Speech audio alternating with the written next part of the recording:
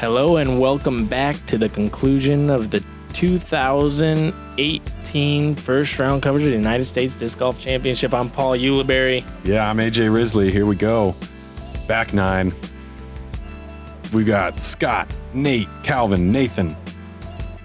Nate is putting on a show. He's even missed a couple putts.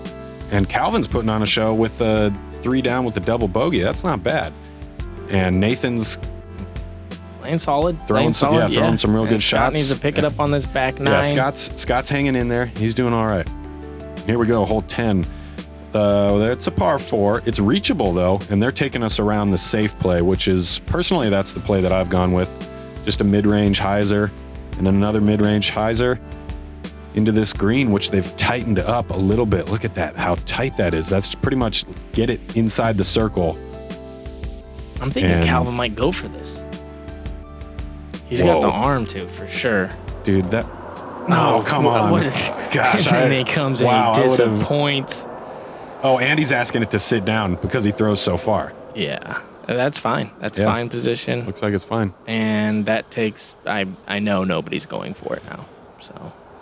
Spoiler. And I think the reason we didn't see Calvin go for it is because I've got some inside knowledge that he doesn't throw that many mid-ranges. So his fairway drivers go too long on that aggressive play to the basket. This is a unique play that I only see. Wow. No. Wow. Did that go B? It did. Gosh. What? That was, very interesting. That was an aggressive, conservative play. What the? Yeah, I see him and Jeremy Colling play that. You know, Jeremy, known for his long sidearm, also plays deep around those trees, and it just looks like he leaked it a little early. Scott with a nice layup. Yeah. Sexton. Do you think he practices that shot? I mean, he's so... I don't think so, and I think he should. Yeah, I mean, he left that one a little bit short, and it plays a little longer than you think, and that island has definitely shrunk, like you mentioned. Oh, yeah. On the whole preview. Oh, look at that. Would you look at it? That's just really sitting good. On the bricks. Calvin. I feel like every time he's birdied, he's just gone putter. Yeah, you might be onto something there. A little rhino action on hole 10. Nathan, great play. What a great release. Yeah, he held that, that high release with that putter, and that looked like solid form. Yeah, ideal. Oh, no. Man, so, okay, we've seen him miss a couple times, Sexton that is, but both misses have been dead center. So, that's Calvin. Just looking for the positives. Yeah, Calvin's swagging up on that putt. Yeah. There you go. Nice putt. Good birdie. Great birdie from Nathan. Nice sweatband, too. It looks nice. Yeah. That's the Barsby sweatband. It's looking nice. It's good.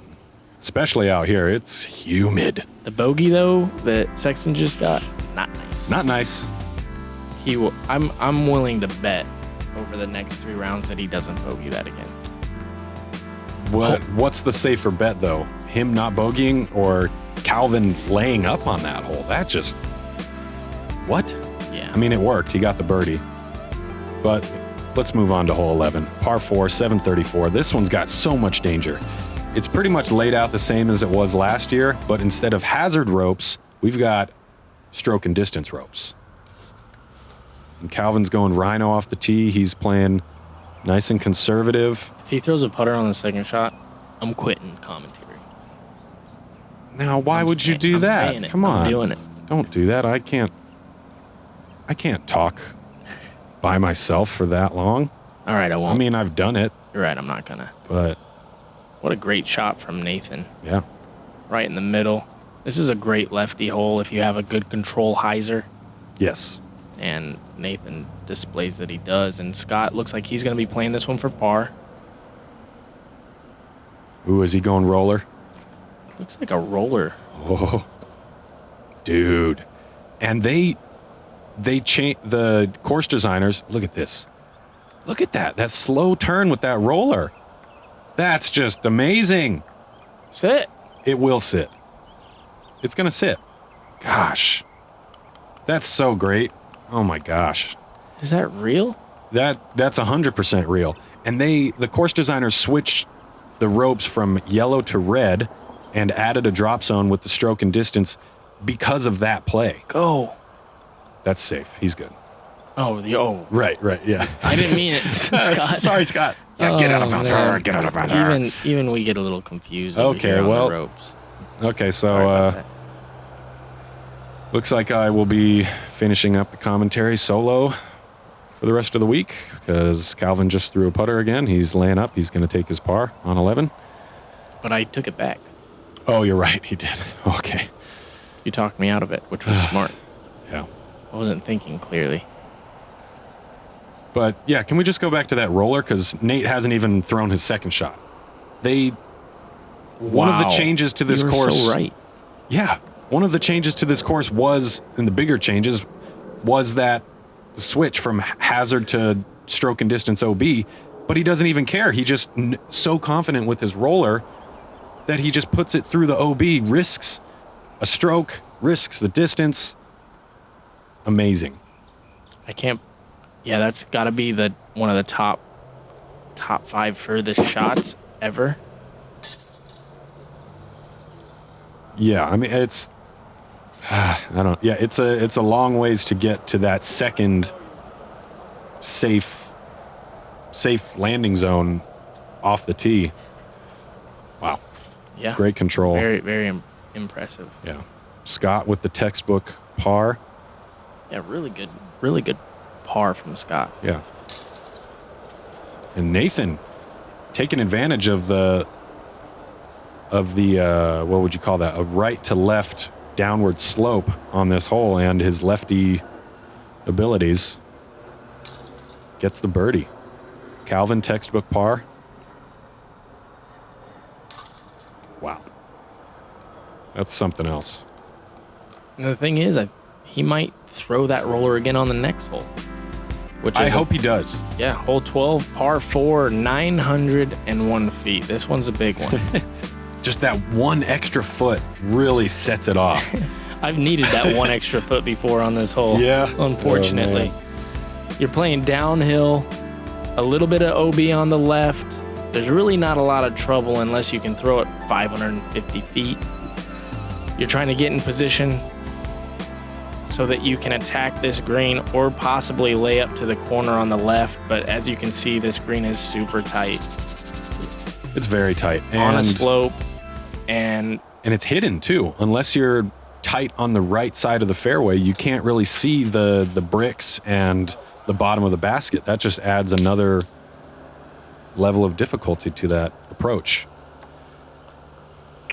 And there's OB right. Yeah. Just a early release from Nathan.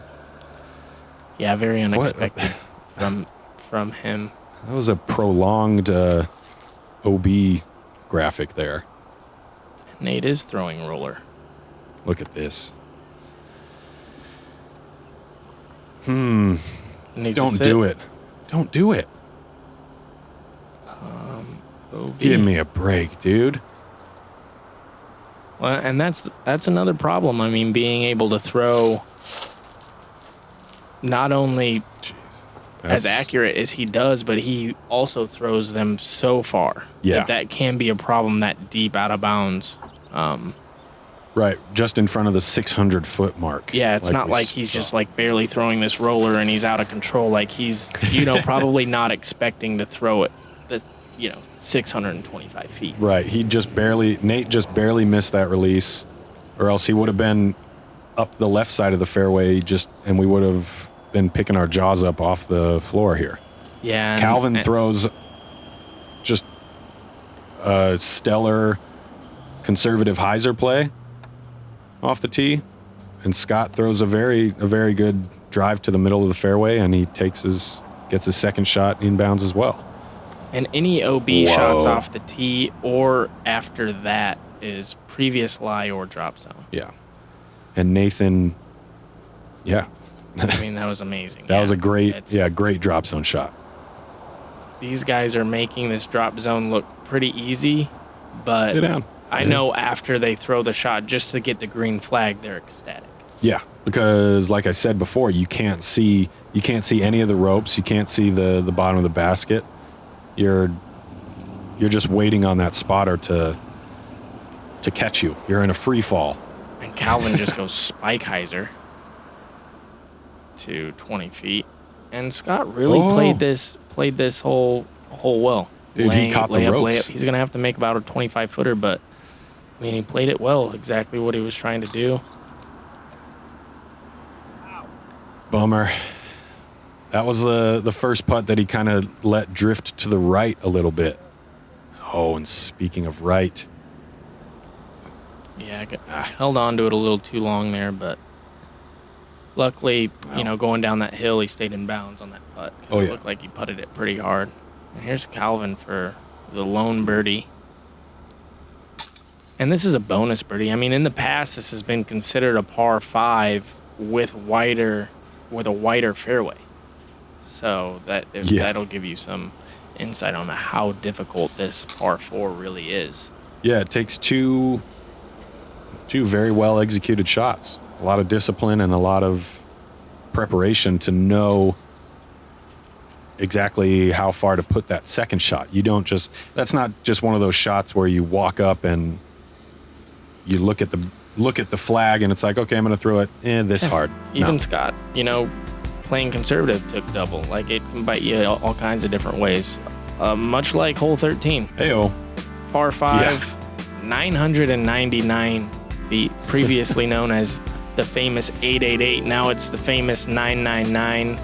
Right of this cart path is out of bounds. Left of the fairway, you can see that there's thick rough. Yep. What you want to do is you want to throw it as far and controlled as possible into the fairway there. Second shot, you can either try to take it out over this parking lot and skip it in bounds, or go back behind these trees that you'll notice in a second on their second shots.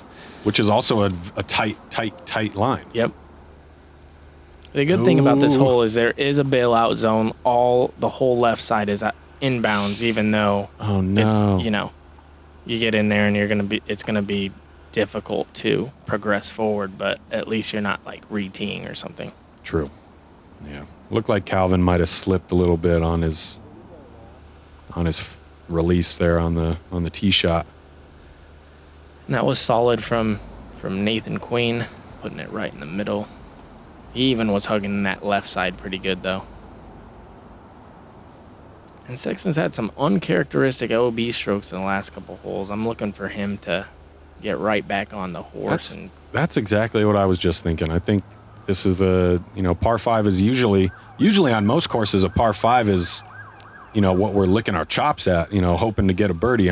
But out here, 5 feels decent, but knowing Sexton and knowing, how tenacious he can be out there on the course, he's really hoping to get another birdie. And this needs a flex. And so he's going to have to take it out of bounds in a pretty bad spot, honestly. And Nathan and Nate are going to have this, kind of hyzer to flat to Annie play to this backside that we were talking about. And you can see he's only a good 15 feet safe there. Right. Like, if you're short at all, you're going out of bounds.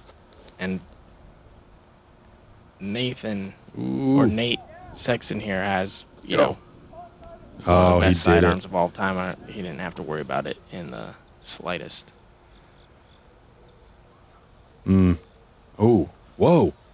He threw it backwards. Yeah, that was a tough spot that Calvin was in. It's rare to see somebody throw backwards on a hole on purpose. Right. on purpose. Thank you for clarifying. It's definitely not rare to see somebody throw backwards on accident. That happens all the time. Right. Usually. It's just rare to see somebody throw it backwards. But as you can see, this kid's not 1,030 rated for nothing. He has that putt to save par. Yeah. Which is really, just shows that he did the smart decision. And he might as well have thrown it OB off the tee. no, I don't think he'd want to do that. Well, I but mean, he it's could've. virtually the same thing. Yeah. Count it. Just count it. I'm not saying it. I mean, That was really good. what? He's. Oh, you didn't say the W word. Nope. Dang, that's some good restraint there. I know.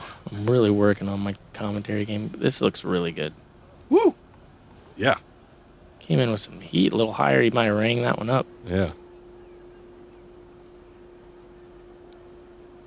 No. What? Ouch. Yeah, that was not a Calvin-like putt right there. Not at all. Yeah. Oh. Sneaky. That was a good putt, good catch. Yeah. And Nathan's had a little bit of trouble on the front nine, but he's 3 downs fine through 13. Yeah, he's playing well. Yeah. And sneaky well. Yeah. He's a good player. Great putt by Scott. Salvages a bogey. And just routine birdie for Sexton, and yeah.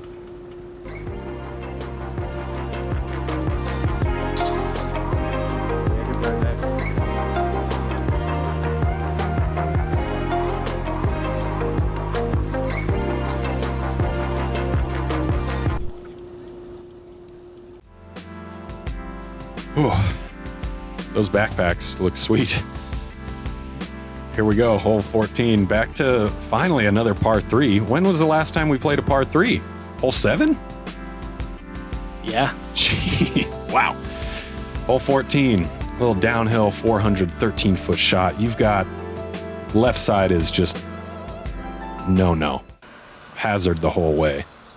But the ground slopes away to the left, so what are you going to do? You might as well throw it lefty. And look at that. Get up in there. And he's just putting together a Textbook. really, really solid round, especially after stumbling, like you said, on the front nine with that double bogey.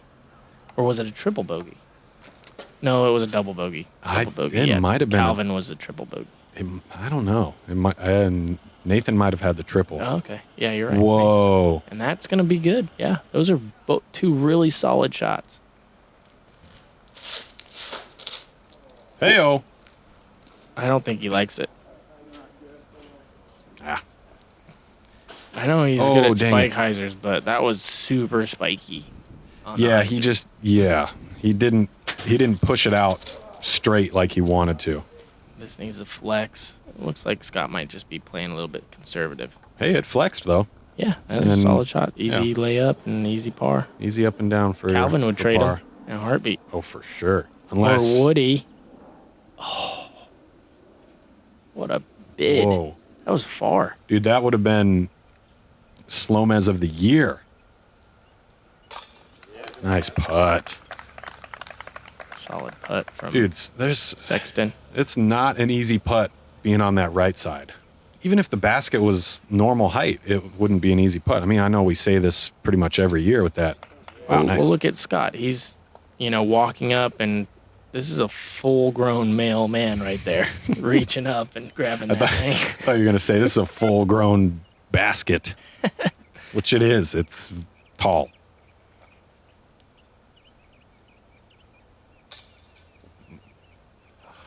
That's tough. Oh. Such a good drive. But he's had a couple missed putts, this round. And he's still playing solid. He is. Yeah, he's throwing the disc well. If he really wants to prove it to himself that he's a good golfer, Nathan will make this putt to start. Well, yeah. There you go. Ooh. And now the next step is to take that walk and just a few deep breaths. Let it go. Ooh, Yeah, there's the first in. deep breath. He needs to just wipe it away. He's got 4 holes left to capitalize. But they're not easy. And hole 15 is the first one of the last 4, and it's not easy. Triple Mando, again with that just super dog leg. It's probably past 90 degrees this turn here. You've got so much danger, low ceilings everywhere, and really ideally we're looking for a skip on the second shot after you lace that triple mando, but that grass just does not want to skip a whole lot. So Seems many like trees. There's a lot of candy cane shaped holes out here. Yeah. Sexton, this looks really good. Yeah, it perfect. does. Picture Oh, perfect. Like you said, hyzer through the gap, and then you're almost throwing backwards. Calvin should have no problem. ouch. Ooh. This needs to flip. If he squares it up, the Okay, thing about that his right par chance side, is still alive. Well, the thing about that right side though is that string kind of it kind of bows out towards the tee pad, so he might be out of bounds. I'm not sure. Great looking shot from Scott there. Really good. Great Scott shot. Ooh, and that's a pre-Avery Destroyer that Calvin's throwing. Ooh. And a little early. And I think this is telling us that Mr. Queen is safe. That's Basically the same thing as being out of bounds. a bummer. And it's a tough shot from there. Really tough. Dang it. And I bet what we didn't see on Nathan's second shot was the deliberation as far as like, how can I, do I have to lay up, just pitch up 20 feet to the mouth, or that's can a I great do point. something else? Yeah, I guarantee, like you said, he was probably sitting there just trying somehow to, push forward on the fairway, and makes, probably the wise decision of just pitching out. Yeah. Especially if he can just get this up and down, bogey. Looks good. You're not going to see a ton of pars on this hole. You're going to see a lot of birdies and a lot of bogeys. What you're going to see even less of is people who are mad with a par. Right. Because it's so hard to get up there for birdie. But we're talking about Nathan's shots. Meanwhile, Nate, absolutely textbook, the back of the textbook where all the answers are for the teacher. All the test answers, that's basically what we're seeing Nate here. He's he just did the back of the textbook play on hole 15. How do you know where the answers are? Because I did my work early, and then I wanted to double check to make sure I did it all right. With that. Perfect birdie by Sexton. We need to talk about that real quick. Just perfect tee shot, perfect sidearm, low skip shot right to the bullseye. Hole 16, par 3, 391 feet. I really just wanted to get my piece in right there. I felt like Nate would chew me out if we didn't say at least one sentence about his perfect birdie on hole 15. Sorry. What were you saying?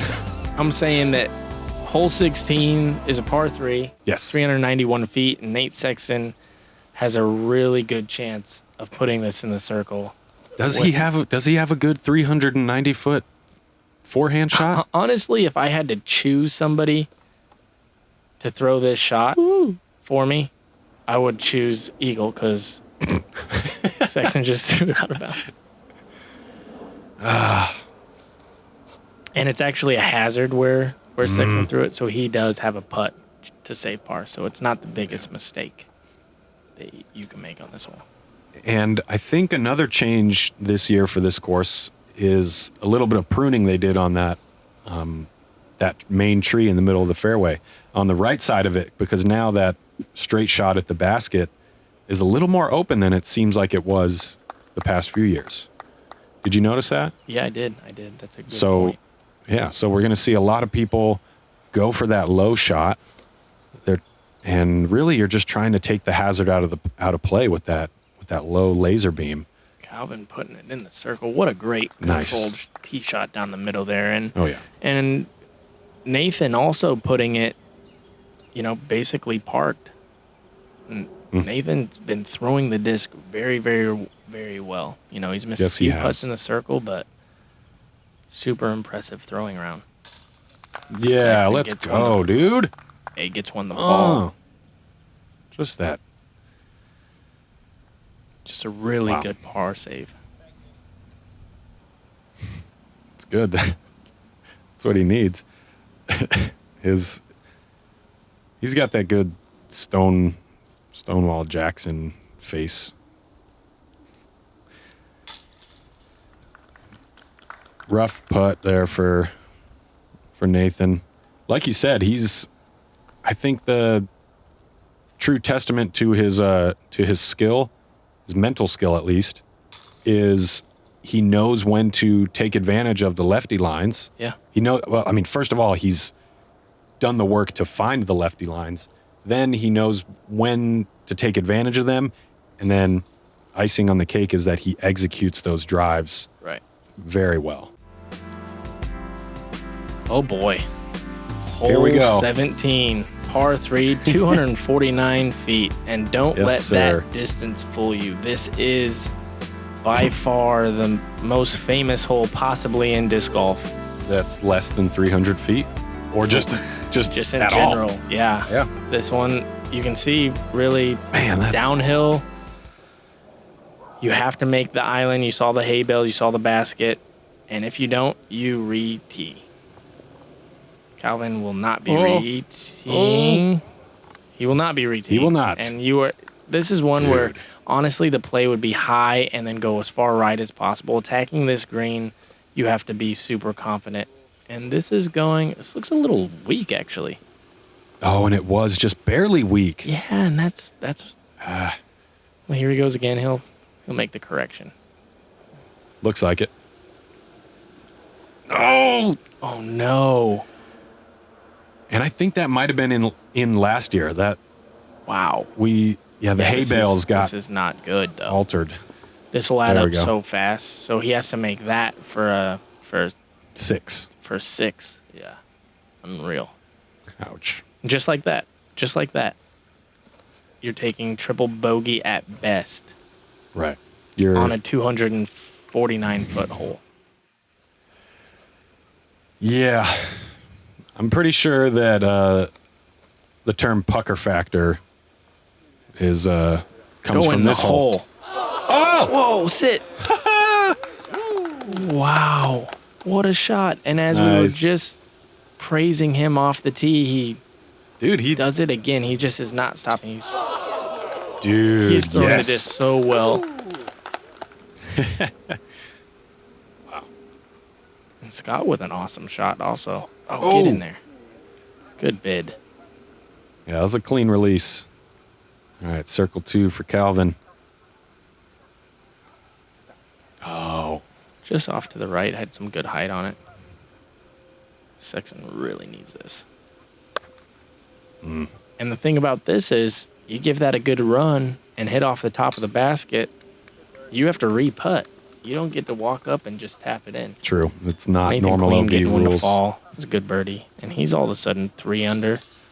Calvin's 3 under. Sexton goes 2. Nate will also be 3 under. 3 under. And a par. Gets Scott to 7 plus 7. Wow.